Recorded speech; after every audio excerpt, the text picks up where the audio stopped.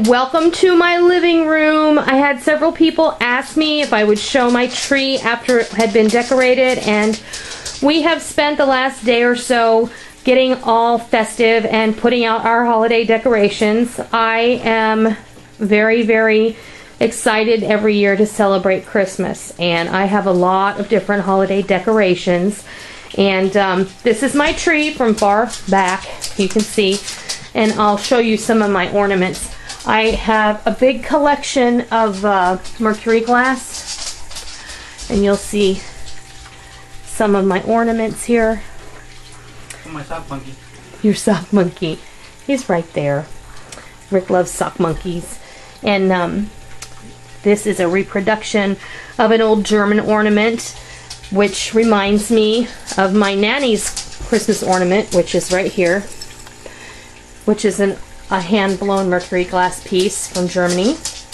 And that one is over 75 years old, and I keep it in my hutch for the rest of the year, and I take it out at Christmas and hang it on the tree. And there's the ornament that Rick got for me this year at Busch Gardens, the angel wings. And I just have a variety of ornaments. I just pick up what I love, and of course I have a lot of the Avon commemorative ornaments that my mom has given me throughout the years, but mostly mercury glass. And every single one of these ornaments, I can tell you who gave it to me or where I picked it up, how long I've had it, where it came from. This one in particular, you can see, that is a glass partridge in a pear tree. Well, it's a partridge in a pear tree inside of a glass pear. And that's a kind of running joke in my family, because my mom gave my brother and I one of those when I was about 15 and my brother would have been about 10. We thought it was the most ridiculous ornament. For years and years I just thought it was like the ugliest thing. But it's grown on me, okay? My mom was very pleased with herself when she bought these for us for Christmas that year, because she got them from Neiman Marcus. And she thought that was all that. So that's our little family joke. It always gets a prize place on the tree every year for me. And of course a bird's nest, because that is good luck to have on your Christmas tree. That's an old European tradition. And I also have a peacock on my tree.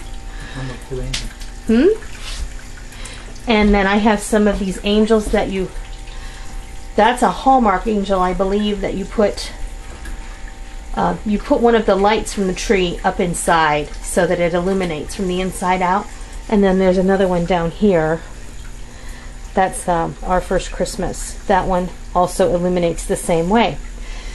And then I'll come over here. This is oh, and our cool angel on the top of the tree. Rick is sitting in here reminding me. Rick bought me that the very first year we were together, before we were married.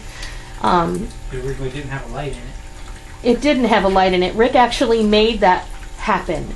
And the story behind that is, the first Christmas that Rick and I were together, we had put up our Christmas tree, and you know we have cats, right?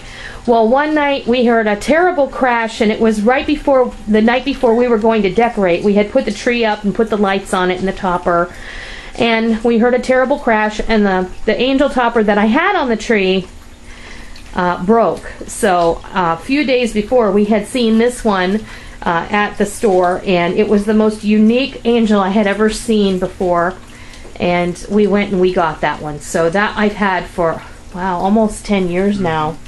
Of course, you'll see that I have a display up on top of my bookcases. I have very large pieces of Thomas Piccone mercury glass. These are tabletop pieces, and I apologize, I'm short, but there's a Christmas tree, a Santa, a snowman, and a gingerbread house. And then I have my jumbo nutcracker, and I have my church.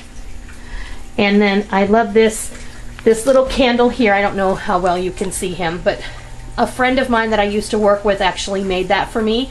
She hand painted it and had it fired, and it has one of those little twinkle bulbs, and it makes it look like it has a real flame.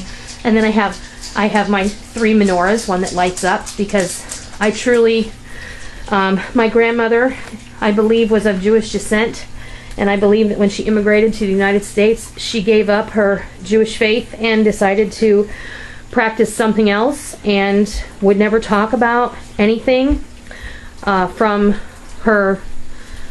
part of her life with regard to her faith. And we didn't really question her a whole lot, but that was that. But I truly have a deep belief that without Judaism there is no Christianity, and that's all I'm going to say about that. So that is why I have menorahs in my Christmas display, because it is what it is. And there is my nativity that gets put out every year, and that's what it is. So